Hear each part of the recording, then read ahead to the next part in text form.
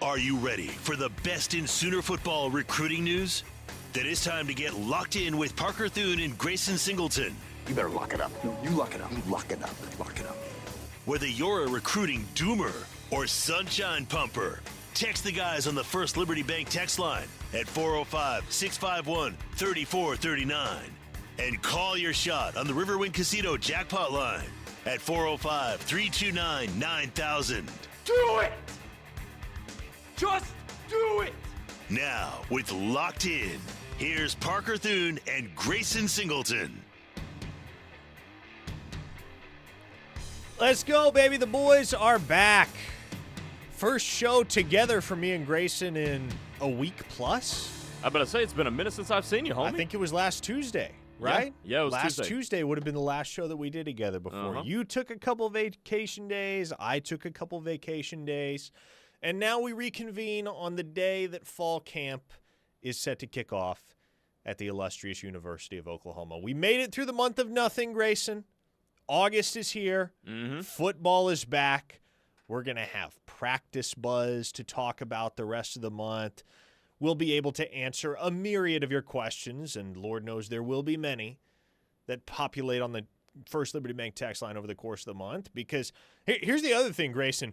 People start listening to the radio again in August. And I know we have many, many diehards amongst the ref army, and we appreciate all of you that tune in year-round. But there's a significant section of the population. There's a segment of the Oklahoma fan base that once the season ends, they're just out until the following August. Yeah, it's everybody. And so That's everybody fan base, too. If you're tuning into the show for the first time this year, welcome. We're excited to have you. Hola. Hopefully, you will hear and experience enough over the next 4 to 5 months that you choose to spend next offseason with us and don't become a seasonal K-Ref Army loyalist. As we get rolling today here on the show, I want to remind you it's brought to you by Dorsey Jones GMC in El Reno. Family owned and operated. GMC offers some of the most reliable trucks and SUVs on the road today. So if you're in the market for a new ride, head out to Dorsey Jones. Check out what they got going. See if they can set you up with a GMC that suits your lifestyle. It is Texas A&M Takeover Day, brought to you by Norman Hyundai. As we roll through the SEC team takeover, Norman Hyundai servicing you and nothing else. You can start your car buying journey anytime at normanhyundai.com or stop by their beautiful new facility on the Mile of Cars in Norman. And as I mentioned, if you want to hit us up on the First Liberty Bank text line, do so at 405-651-3439. All right, time to start pouring the Kool-Aid, Grayson. Yesterday was local media day. I cut my vacation short by a day to come back home and participate in local media day yesterday. And I will say this. Every single August, there winds up being a guy or two or three that just kind of comes from out of nowhere and cements themselves as a serious rotational guy for Oklahoma, if not a starter, somebody that winds up playing meaningful snaps that you didn't expect. I think we've already witnessed this phenomenon to an extent this year with what Mackenzie Allen did in spring. Now, Oklahoma's wide receiver room is going to be a lot healthier in August than it was throughout the spring, so he's going to have to do all he did in the spring and then some to cement his slot in the wide receiver rotation. But let me tell you something, man, and I'm not going to dox the individual that passed this detail along. But one of the most interesting conversations I had with someone within the football program at the illustrious University of Oklahoma yesterday was a conversation pertinent to one Andy Bass. Yes, Andy Bass. It is 2026, and you're about to get some Andy Bass hype. Because this individual told me if we had to play a game today, if we had to go suit up, I know Dylan McCullough yesterday said that Lloyd Avant would be RB1 if that was the case, and that's natural given how well he played in the spring and the fact that Xavier Robinson and Torrey Blaylock were largely unavailable. But this individual told me if we had to go suit up and play a game right now, Andy Bass would play. That dude would be in the backfield rotation. And it's because he's an excellent pass protector, maybe the best in the whole running back room. Excellent pass protector. And he's an excellent screen guy as well. You're trying to run a screen with a running back? Right now, Andy Bass is your guy. He's the guy that just has the best vision, best feel for it. So, okay, ball knowers are going to know this analogy here. So we got a white running back that's really good in the screen game and a pass protector. Sounds like good old-fashioned Rex Burkhead. Come on, Rex Burkhead, Nebraska legend. Who, by the way, played contributing roles on multiple championship teams. Yeah, he played like a decade in the NFL, if not longer, man. For Cincinnati and New England, yeah. He was in the NFL till like 32 or 33, Uh-huh. which for a running back, I mean, that's pretty insane. He had a pretty productive career. Chris from Knoxville on the text line said, premium cracker running back season? LOL. Yes, indeed. I love me some Andy Bass hype because those that remember following Andy Bass's high school career and especially what he did over the last couple of years of his high school career at Heritage Hall High School up in OKC, no, he's one of the most dominant players that our state has seen at the high school level in the last decade. I mean, he was unstoppable as a senior. Unstoppable. And then he tore his ACL and meniscus in the state championship game. Yeah. And so going into his first season at Oklahoma, he was still recovering from that. And then during his first season at Oklahoma, I can't recall if it was the same knee or the other knee, but he hurt another knee. And he had to undergo another surgery. And, you know, Grayson, once you've had 2 knee surgeries, people understandably start to wonder. They do. Start to wonder, are you ever going to be able to play at the level that we might have expected you to play pre-injury? And I guess we'll find out over the next few weeks at fall camp, but I love hearing that with regard to Andy Bass because what that tells me is, if nothing else, this is a guy who has not let 2 devastating knee injuries sidetrack his football career. He has not let that and that alone, and the obvious emotional impact that a couple of those of injuries of that severity can have. He has not let any of that dissuade him from his ultimate goal of playing and contributing at the University of Oklahoma. And it's going to be interesting how that running back room works itself out because if Bass is going to contribute, we've already known that Xavier Robinson and Torrey Blaylock, even though they were absent from the spring, are going to be the head honchos in that room, very likely. Then we get Dylan McCullough talking about Lloyd Avant yesterday, and we've got this ginormous freshman named Jonathan Hatton Jr. here too. So there's 4 right there that we hear different levels of buzz about. Now re-enter Andy Bass. So outside of, because for me, the number one storyline I'm keeping an eye on in fall camp is defensive line and how that rotation shakes itself out behind Stone and Jackson. We've talked about that the last couple of days on this show. But, man, that running back room, what is that depth chart going to look like? Because it seems like right now, I don't want to call it an embarrassment of riches because we don't know what Andy Bass is as a college football player at all. We don't really know what Lloyd Avant is as a Power 4 player just quite yet, and Jonathan Hatton's a freshman. But it seems like Dylan McCullough is going to have quite the conundrum on his hands to order these guys and utilize and deploy these guys in a way that keeps all of them happy if Andy Bass is still that dude. It's fun, man. It's fun to be talking about this guy, especially because if we rewind to signing day in December of 2023, and that 2024 class that Oklahoma signed, it was a fun class. I mean, you had guys like David Stone and Jaden Jackson, Michael Boganowski, Reggie Powers, Eli Bowen, etc. Yeah. Bunch of guys that have become big-time dudes. At running back, that was the year Oklahoma signed Xavier Robinson. They signed Andy Bass. But both of those guys paled in comparison on signing day to Taylor Tatum, who come to find out yesterday, no longer on the team, is not even playing football anymore at the University of Michigan, which is where he transferred this past offseason. Like, Taylor Tatum was the number 1 running back in the country in the 2024 cycle. And yet, here we are, 2 going on 3 seasons later, and Xavier Robinson is going to be a key cog in the Oklahoma backfield. The same possibility exists for Andy Bass, and yet the number 1 running back in that cycle, the guy that Oklahoma had to talk off a silent commitment to Muleshoe and USC, turned out to be a total flameout. It's just how the cookie crumbles sometimes, folks. I know, man. Wild world we're living in. But we're living in it nonetheless. So where do you think this can happen? Because, you know, a couple of months ago we were talking about this, and it seemed as if Lloyd Avant was destined to be the kick returner. Yep. And not a whole lot of contribution on the offensive side of the ball. I'm pretty sure what Dylan McCullough told us yesterday has talked us off that. So where does Andy Bass fit in? Because you could say, and you mentioned this in the 12 o'clock hour, and it's a very astute point, that you can say that we want to keep these guys fresh, and that way in the month of October and into November, these guys aren't running on fumes. But there's still only so many snaps to go around, and you can accommodate 3.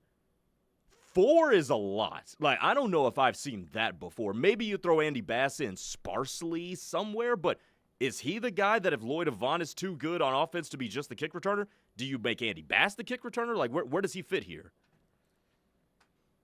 Let me start off by saying I love Dylan McCullough so far.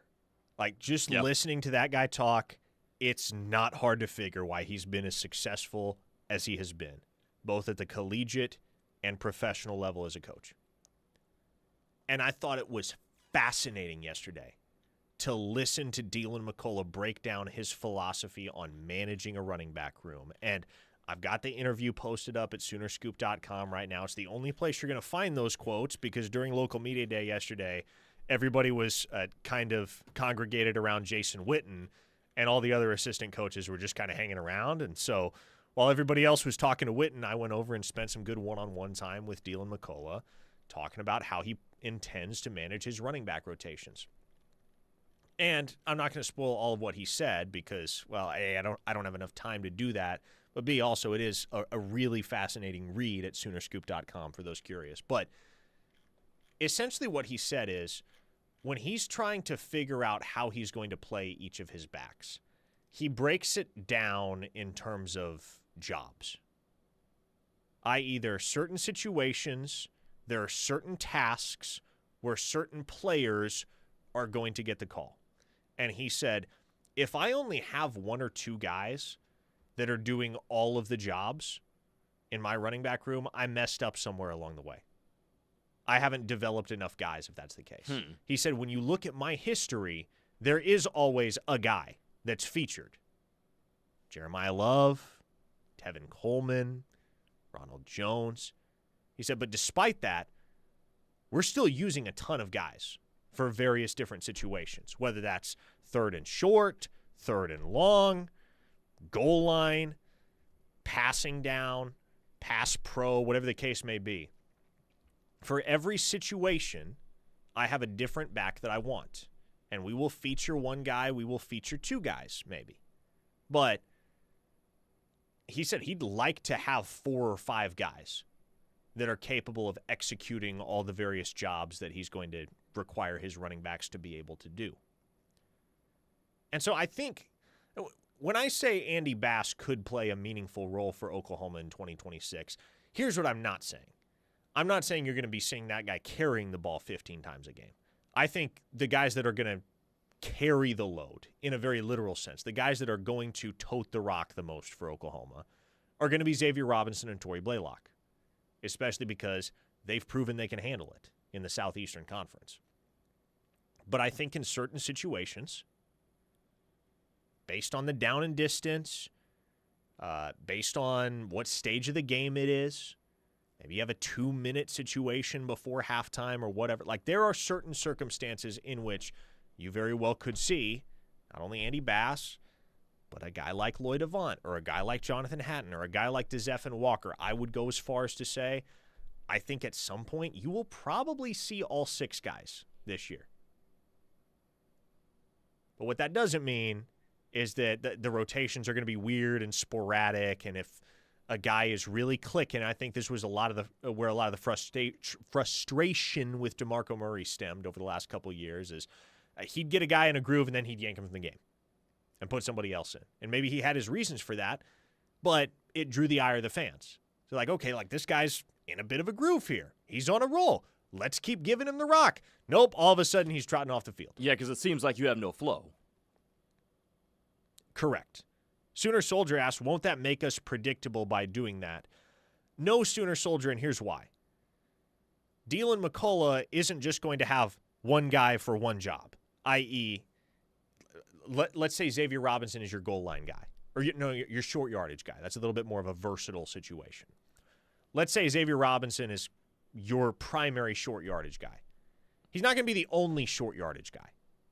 He's not going to be the only guy that's capable of going in there on 3rd and 1 and giving you what you need. Mm-hmm. Again, that's McCullough's whole point in developing his backfield. He wants to have certain guys that he can lean on primarily in certain situations, but he always wants to have multiple guys that are capable of executing each individual job. And what's interesting about Coach McCullough, too, and listening to him speak, he's easy to follow and easy to believe in because he believes in what he does. Mm-hmm. Like, it is very, very clear that he is very convinced that his way is going to work.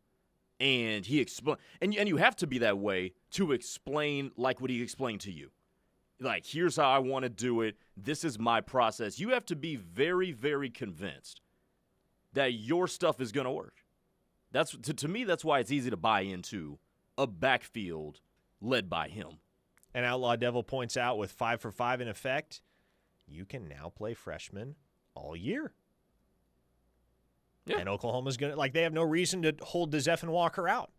In the spring, we were quite naturally having the conversation about whether or not DeZeph Walker was just going to take a red shirt. Like, okay, he looks really exciting. Looks like he's got some horsepower, but you have so much depth and so much experience in that backfield that you probably don't need to use him this year. Well, now you have no reason not to use him this year. Right. And so it's count the same. Yeah, it's going to be all hands on deck. Oh, here we go, Doug and Norman. I knew when I mentioned Andy Bass's name, we were going to get a Doug text. Robinson, Blaylock, Avant, Hatton, Walker, Sawchuk, and Bass. Bass might beat out Sawchuk for RB6. Stop with Andy Bass being a contributor to anything. You have no credibility with statements like that. Okay, Doug. I'm not even gonna attempt to change your mind. But we will come back around to this conversation. We will re-examine this conversation if you see Andy Bass on the field this fall in a meaningful situation. And pending what happens in fall camp, obviously, I think there's a strong chance that will happen. We'll see. It all becomes an interesting numbers game. And it is going to be an interesting numbers game with the running back room because there's just a ton of them. It's Texas A&M takeover day here on the Ref as we roll through the SEC team takeover this month presented by Norman Hyundai. Oklahoma and Texas A&M have gone toe-to-toe for a lot of recruits in the past, and this dates back decades. But there have been some real exciting recruiting battles between those two schools over the last decade or so. Let's dive back into some of those, how they turned out, who won, how things panned out for the player in question. OU Texas A&M recruiting battles of years gone by. Let's discuss on the other side. Keep it here on the Ref, the home of Sooner fans. Locked In is brought to you every day by Dorsey Jones GMC in El Reno. Dorsey Jones GMC is family-owned and operated with a knowledgeable, low-pressure sales staff here to help you through the buying process and half-price oil changes on Saturdays. Visit dorsey-jonesgmc.com for more information. Football is almost back, and nobody's going to help you get your SEC fix in 2026 quite like the home of Sooner fans. With the Refs SEC Team Takeover, brought to you by Norman Hyundai. Drop the dog days of summer monotony with 3 straight weeks of the Refs SEC Team Takeover as we break down every SEC school from July 27th to August 14th from 6A to 6P. For 15 straight days of all 15 conference foes with the Ref SEC Team Takeover, brought to you by Norman Hyundai. Whether you're buying new or used, start your car buying journey anytime at normanhyundai.com or stop by their beautiful new facility on the Mile of Cars in Norman. Norman Hyundai, servicing you and nothing else. That's the Ref's SEC Team Takeover. The Ref, the home of Sooner fans, and your home to be SEC ready. I'm Gina Mitchell of Mitchell's Jewelry. Newt and Ryan are leaving soon for Thailand to attend one of the world's largest colored gemstone shows. They're selecting top quality gemstones at huge savings. Think emeralds, opals, tanzanite, and more. This is the time to let us find something extra special for a birthday, anniversary, or Christmas. Do something out of the ordinary and let us select a sapphire or ruby for your engagement ring. Call us today for more information. 405-360-2515. Mitchell's Jewelry in the heart of Norman at 2201 West Main Street. Whether you're celebrating a special occasion, desire a great postgame, or after-work dining experience, the Ranch Steakhouse is the winning choice. At Ranch Steakhouse, we're grilling up the best USDA prime steaks in Oklahoma. Juicy, flavorful, and cooked to perfection. Pair that with an unbeatable atmosphere, a killer drink selection, and a wine list of over 400 personally curated bottles. Whether you're toasting the game or winding down after a big day, Ranch Steakhouse is where champions eat. We tend not to think about right now, but right now in front of us is victory over cancer. Right now, cancer research funded by the V Foundation is leading to better treatments and saving lives. When you give to the V Foundation, 100% of your donation goes directly to game-changing cancer research. Victory over cancer is there for the taking. By you. Donate at V.org, because today's cancer research is tomorrow's victory. Don't give up. Don't ever give up. By 10 o'clock, tomorrow is already in motion. We're following the biggest stories breaking across Oklahoma. What happens tonight impacts your morning. And we're getting you ahead of the news that matters when you wake up. Oklahoma City's most accurate forecast, alerting you first of what's changing overnight. Watch us at 10 p.m., then wake up with KOCO 5 News in the morning. To stay on top of your day. Tomorrow begins now. KOCO 5 News. Live, local, late-breaking. Yo, I'm your old basketball. Haven't seen you out on the courts in a while. Why not pass me over to Goodwill? Donating me helps Goodwill's mission to provide career training and support services right here in the community. And that's a slam dunk. Donate today. Hey, I got next. To find your nearest Goodwill locations and to learn more about our mission, please visit goodwill.org. Goodwill, where your things start new lives.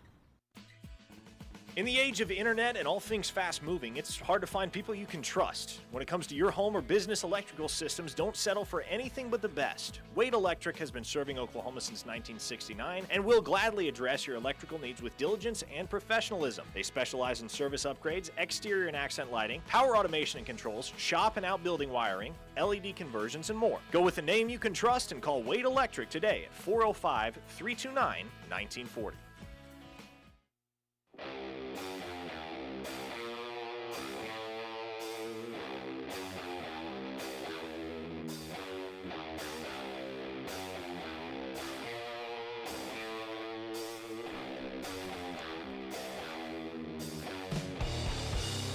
$405-651-3439 is how you tap in with us on the First Liberty Bank text line as camp kicks off today at the illustrious University of Oklahoma. Fascinating bit of news that hit our feeds yesterday, Mr. Singleton.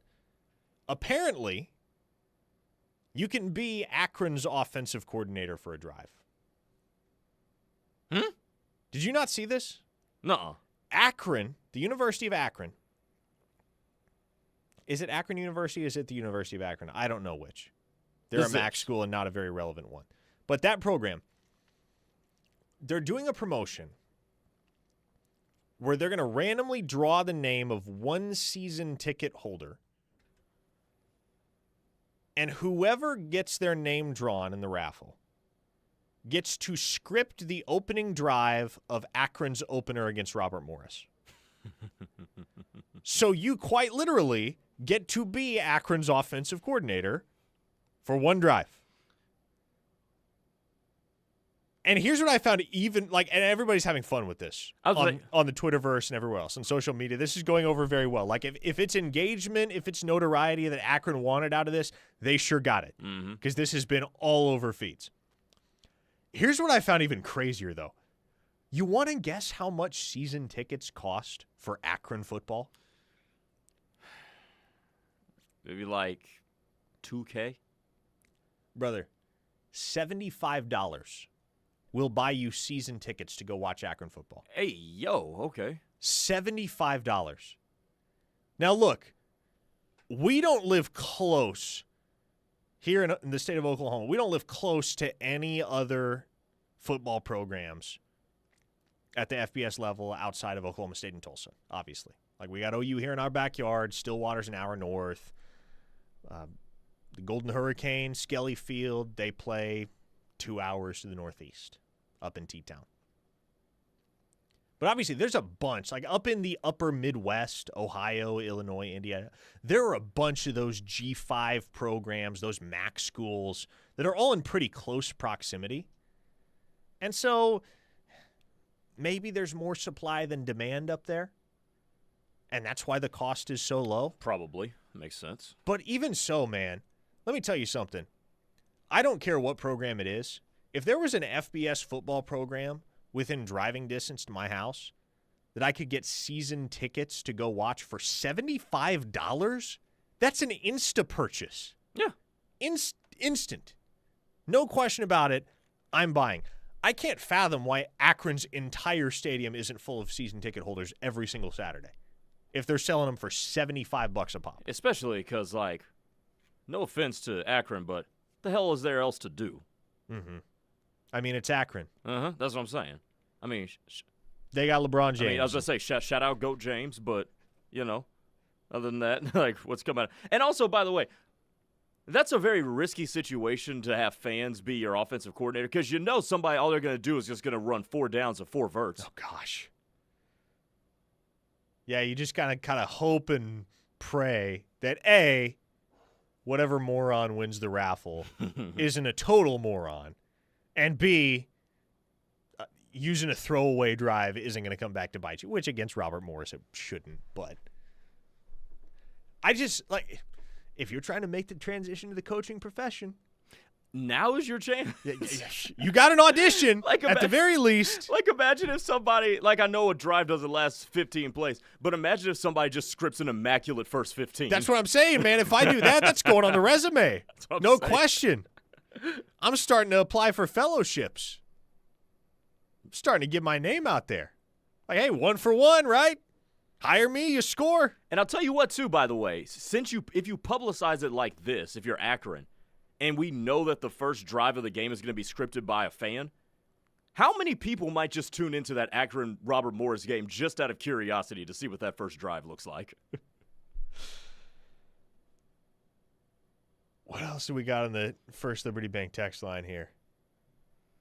615 listener said it would be in conjunction with the coach. And Joe Moorhead's a really good offensive coach. Who I don't know why and how he's still at Akron. He's better than that job. But they got that transfer quarterback from North Texas, Reese Poffenbarger, that's going to be their starter this fall. Hell of a name. Yeah, had a really productive career at Albany, then backed up Cam Ward for a year at Miami, backed up Drew Mestamaker last year at North Texas, and now it's his last hurrah, and he gets to be the starter for Akron. 4 or 5 listeners said, with regard to Akron, how does Robert Morris possibly game plan for that? Yeah, you kind of got to throw tendencies out the window. Brad from Mustang said, my season tickets to Mustang high school football is more than Akron season tickets. That would check out. I love the MAC. I've said it before. If I lived in MAC territory, man, and I didn't have if I didn't have occupational responsibilities that prevented me from going to watch MAC football, I'd watch so much MAC football. Would you? Yes, man. Okay. It's the purest thing that we have left in college football. Got a little less pure when Sacramento State bought their way in. And Northern Illinois in the Mountain West or Pac-12, whatever it is just weird. If Northern Illinois had never left, it would still be legitimately pure as the driven snow. It is less so now that they're out and Sacramento State is in.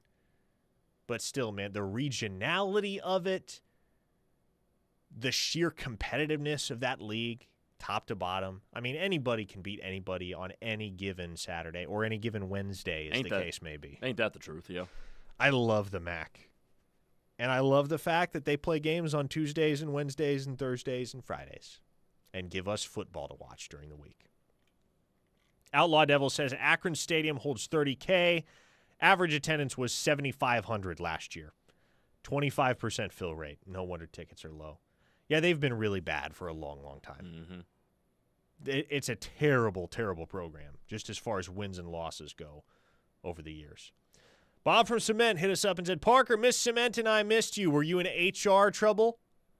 Quite the opposite, Bob. I think if there's somebody on this show that would get in HR trouble, it would not be Parker. Oh, gosh. Hopefully that day never comes. Well, yeah, obviously. But, we had a baby shower over the weekend, Bob from Cement. We had our baby shower down in Texas, so I took a couple days off to go spend some time with my wife's family, which was quite an entertaining experience, certainly.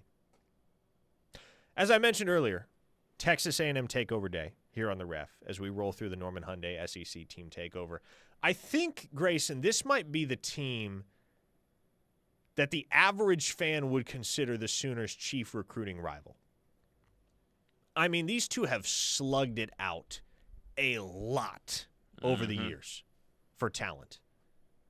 And obviously, on the field, Oklahoma's main rival is Texas, and it always will be. But on the recruiting trail, man, we've had some classic OU A&M battles. Are there any that specifically come to mind? I know you haven't been tracking OU and OU recruiting for many years now. But when you think OU A&M battles, who comes to mind? The battle that I'm looking forward to this year, DJ Hicks. Like, I'm interested to see what DJ Hicks looks like. Oh, what a day that I mean, was. this is the year that I think a lot of people are expecting him to put it together. It's been underwhelming for him, to say the least, so far in his college career. And he's going to come to Norman. I'm interested to see what DJ Hicks looks like over the course of the year. I think that's the first one that comes to mind right off the bat. Obviously, Jonathan Hatton Jr. He's now a Sooner and not an Aggie going into his freshman year of college. Mm-hmm. I mean, I would say those are the obvious ones just by recency bias. Yeah, I mean, you go back to the 2023 cycle, it was like basically every single kid Oklahoma signed from the region especially, and every single kid A&M signed, they had to beat out the other four. Like Oklahoma was involved with Reuben Owens back in the 23 cycle. They almost got Reuben Owens committed at a certain point. There was some chicanery that went down in that recruitment. But Oklahoma was heavily involved with Reuben Owens. They were heavily involved, to my recollection, with TJ Shanahan, with Colton Thomason, a couple of offensive linemen. Micah Tease, that was the year A&M signed Micah Tease out of Booker T in Tulsa. Committed to Arkansas for a time.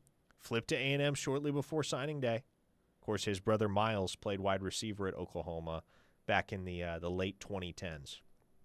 The 2025 cycle, that was another one where those two schools went toe-to-toe a lot. I mean, in 2024, they were both involved with Taylor Tatum.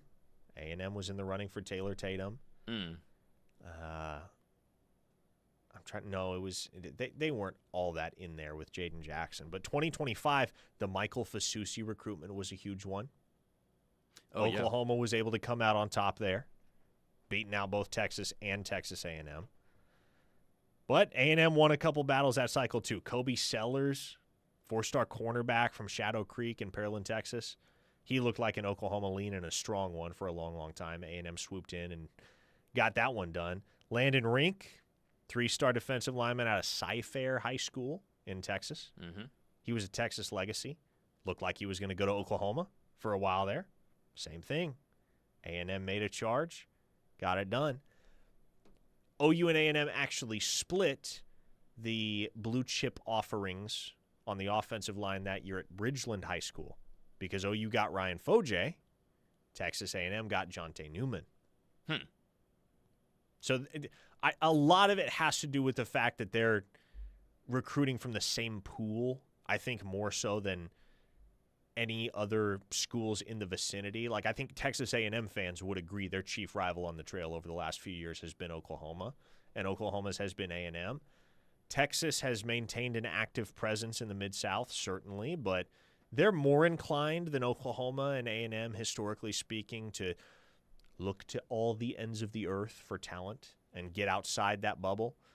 As we discussed earlier in this cycle, Grayson, it certainly feels like Oklahoma's de-emphasizing the concentration of talent that they're pursuing in the Mid-South, but they're still down in Texas a lot. And Texas A&M is in Texas a lot on the trail. And there have been some fun shootouts between these two on the trail over the years.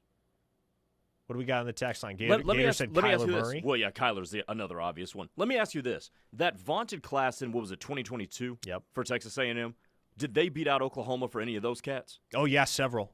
LT Overton was an OU legacy. Yeah. Of course, he wound up finishing his college career at Bama. Is he still playing? Is he going to be back for Bama in 2026? I don't know. I should know, but I don't. Gabriel Brown-Lodindi that year was committed to Oklahoma all the way until December. And no, LT Overton's with the Cowboys now. Okay, there it is. Gabriel Brown-Lodindi was a 5-star defensive tackle committed to Oklahoma all the way up until December when Brent Venables replaced Lincoln Riley and sent Calvin Thibodeau packing. He's at SMU now, obviously. He is. Yeah, defensive line coach there. But when Calvin Thibodeau left, Gabriel Brown-Lodindi left and flipped to Texas A&M. Who else that year? Oklahoma was in on Jacoby Matthews, 5-star safety, another really, really highly regarded signee. Cam Dewberry, blue-chip offensive lineman. Like, there were a lot that year, but A&M won basically all of them because they were determined to win basically all of them. Sure. They were spending money pretty indiscriminately to build the greatest recruiting class college football had ever seen in the 2022 cycle. Recruiting Broomer said, I also believe that Joseph Jonah Ajonye, or however you spell it, was an OU A&M battle. Good work there, Recruiting Boomer, but he actually signed with Georgia. Oklahoma and A&M were involved, but he wound up at Georgia. Great call from LeBron Lover, who brought up Terry Bussey. Oklahoma got really, really close to landing Terry Bussey in the 2024 cycle. He wound up at A&M out of Timpson, Texas, and was a 5-star. Outlaw Devil, Lamont Rogers. Now, they never end. Michael and Marlowe said, I think of the boss just because I love the way he told the story of Switzer recruiting him. Not going to get a ring at A&M. Yeah, but I mean, even back in those days, OU and A&M going toe-to-toe. A lot of the same guys going toe-to-toe on the trail, and those battles have only intensified since the NIL era opened up on us. What you think about A&M this year? See, here's the problem. I really like A&M. Really? I think A&M is going to be a very formidable team this fall. And I think a lot of it boils down to the coach. I think they got that hire exactly correct. Mike Elko was like, I'm astonished, frankly. I'm astonished that they came as close as they came, I should say, to hiring Mark Stoops from Kentucky. Because you remember, that hire was all but done. Like, they were hiring Mark Stoops. Yeah. And then the fan base revolted, and they pivoted to Elko. It should have been Elko all along, man. Well, that dude, he's got it. Mm-hmm. He is everything Jimbo was not. Well, sure, yes. I think they knocked it out of the park. For some reason, I'm just not high on them this year. Like, I have them as a second quadrant team in the SEC, which we also did on the show yesterday, too. Like, I have them behind Oklahoma. I've got them behind Ole Miss right now. And maybe it's because they're replacing all of that talent that they lost on both the offensive and defensive lines. Now, they brought in guys on the offensive line that have SEC experience, but replacing as much as they are, I'm still not the biggest fan of the quarterback, even though I think he's decent. I don't know. Like, I feel like that's a 9-win team, but I feel like they're a 9-win team in a league where there's 4 double-digit win teams.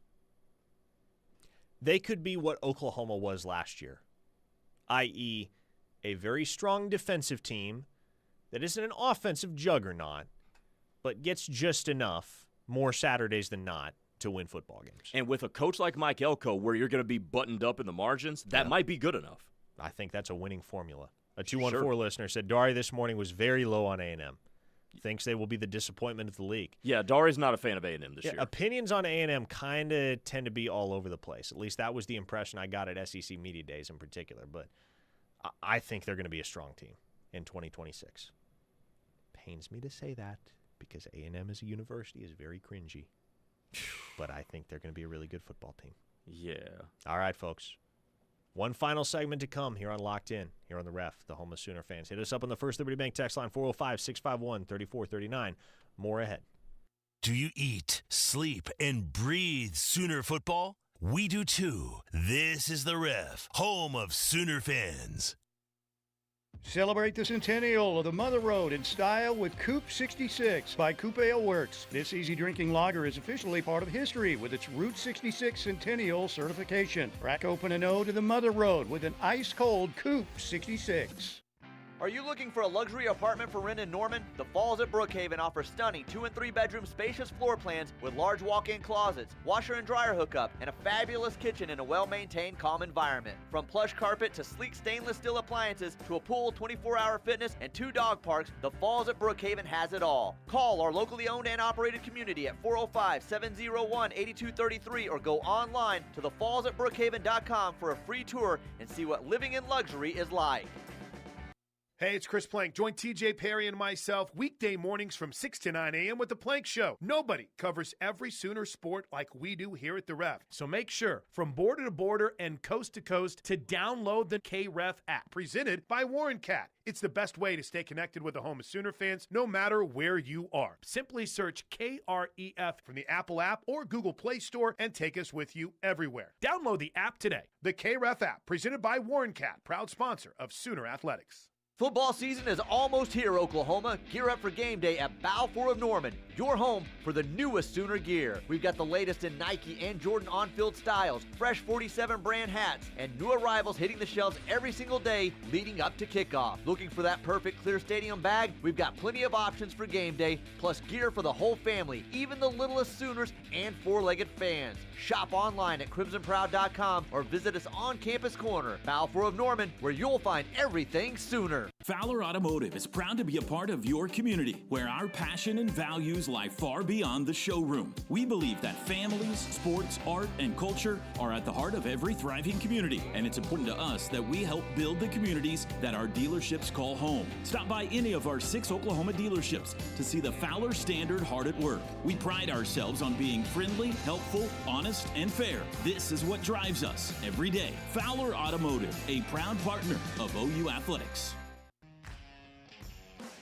From weekend projects to major jobs, Warren Cat is proud to support the people who keep Oklahoma and West Texas moving.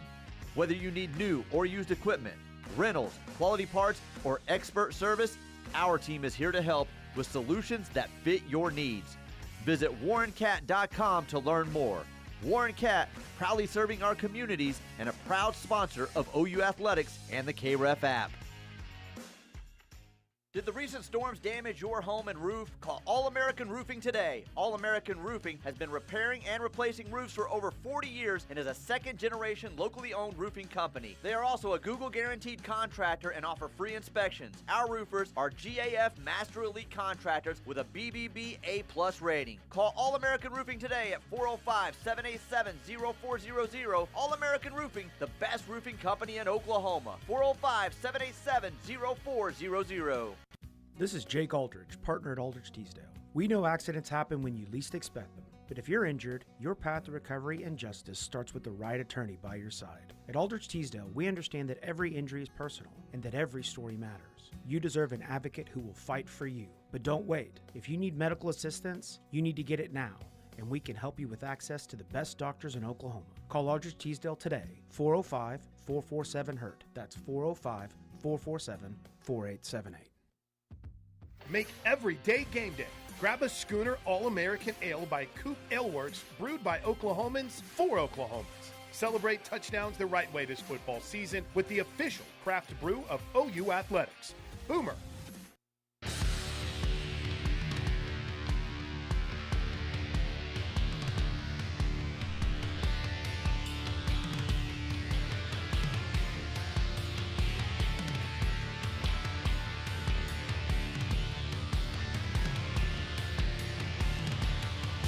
Oh, boy, it's that time of year. Brent from Jenks says, Parker, I'm sorry, but the A&M statement may be the worst take I've heard from you ever. But okay, let's revisit it at the end of the season. Look, Brent, like I said, I hope I'm wrong. I don't want to live in a world where A&M is good. I don't want to live in a world where A&M is competing for championships. I just think they're going to be a strong football team in 2026. See, that was the same reaction, Brent from Jinx's reaction. That was part of the reaction when I keep telling people I'm high on LSU this year.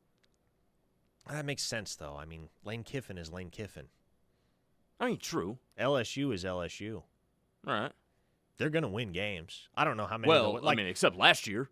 Well, yeah, but last year was a dumpster fire because they fired a coach midseason. Here's the thing, though, and here's what makes it tough to gauge, too. is the SEC is such a deep league, such a talented league, that inevitably, I make this point a lot, there are going to be teams that win 8 games whose season at year's end doesn't look all that impressive, but that had really, really good operations, really good teams that lost close games that maybe they shouldn't have lost or had a chance to win, and it's going to say 8-4 at the end of the year.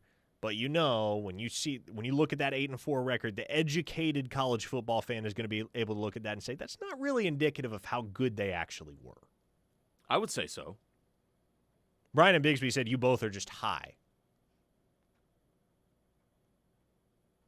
You been smoking the devil's lettuce? Nah, man, what you been on down there in San Antonio? Nothing. San Antonio, right now, it's just dry and hot. And, you got that, it's perfectly set for one of those slide guitar tumbleweed movie scenes. That's what South Texas is like right now. You consider San Antonio South Texas? Not really. Not South Texas. South Texas, like Brownsville, McAllen, like South Texas. Yeah, it's a whole nother world. Yeah. Ryan in Jacksonville asked, what's the deal with Trell Harris? Did he come to us way more injured than first thought? No, but soft tissue injuries are soft tissue injuries, and especially for wide receivers who are changing direction and cutting and pivoting a lot, they can be iffy. Soft tissue injuries can be a dodgy deal for any football player, especially when you play a position like wide receiver. So I think Oklahoma's in a fine spot at wideout. Here's what makes me not that worried about that whole situation is that he's the only wide receiver that we're talking about going into camp being any sort of injured. So it's not as if, it's not like it was going into the season in 2024, even last year, where we're all wondering when's Giovanni Gibson going to be back. But then on top of that, you have Jaden Gibson not quite where he needs to be. And you have a myriad of other guys dealing with one thing or another. No, it's really only Trell Harris, that we're talking about in that regard heading into the 26 campaign and into fall camp. So if Harris is the only wide receiver that's dealing with anything remotely substantial, I think you'll take that as an Oklahoma fan. This program can afford to wait for him to get to 100%. A true 100%.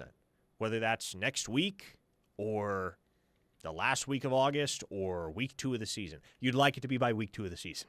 I mean, sure. That's kind of the deadline. Be ready for Michigan, certainly. But till then, don't really have to rush it along. And both Emmett Jones and Brent Venables have expressed that where he's at is certainly a good place. Where he's going to be is not where he is right now, but he's not far off from being there. Eric the Mets fan said, Trell Ott, what a stud. Oh, boy, here we go. Joe in Tulsa. Trell was injured and had knee surgery in the winter. We shouldn't have got him like we shouldn't have got injured Ott last year. It was a waste of money. Joe, it's day 1 of fall camp. We can't make that judgment yet.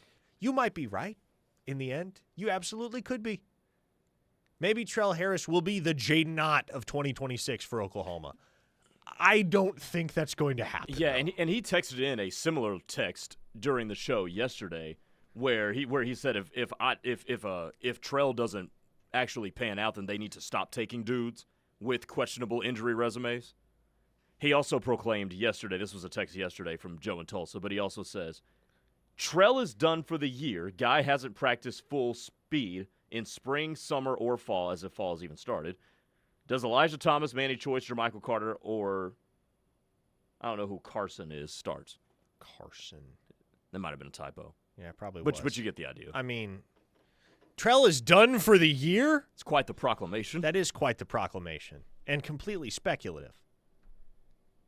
And I don't know, man. Like, maybe this whole thing is more severe than any of us realize. But here's what I also think. It's understandable that a lot of folks are there. You guys got some PTSD as far as injuries at wide receiver are concerned. 2024 was horrible in that regard. 2025 was better, but still not ideal. And there are some injuries that have lingered longer than they should have lingered. Andrell Anthony, Nick Anderson, Giovanni Gibson.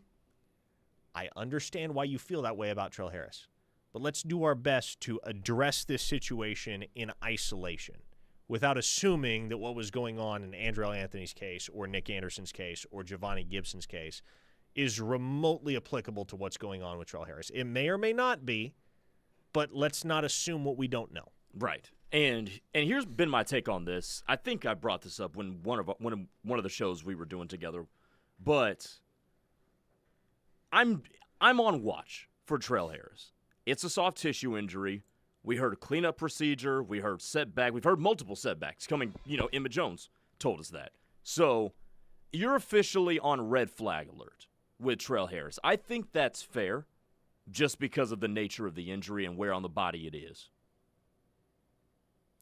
And I think there's a good chance that we're all going to laugh at the fact that this was even a conversation point. If Trell Harris is on the practice field and cooking by week 2 of fall camp. Good point. And is a full go going into week 1. Like, all that is still on the table. I think Venables and Emmett Jones both would have spoken in much more uncertain terms about Trell Harris than they did if they were legitimately concerned this thing could drag into the season. But no. There's going to be an on-ramp for a guy like Harris to get back up to speed in fall camp. He's probably not going to be a full go today or tomorrow. Emmett Jones acknowledged that yesterday. They'll ramp him back up.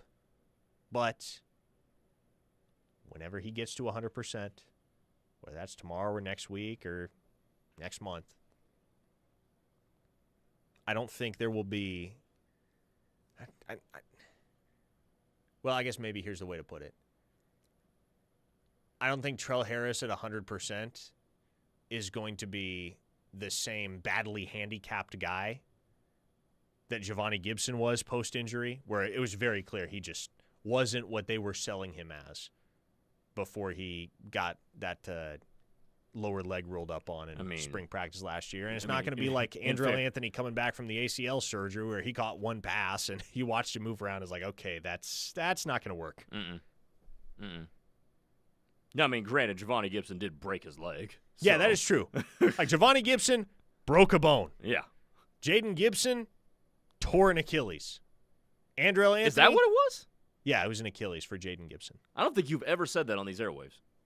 Really? No. Okay. Yeah, it was unless I'm missing something. That sounds like the first time I've heard that before. Yeah, it was an Achilles for Jaden Gibson. Oh, okay. Andrell Anthony tore an ACL. Nick Anderson had a bad deal with his hip. It was bad.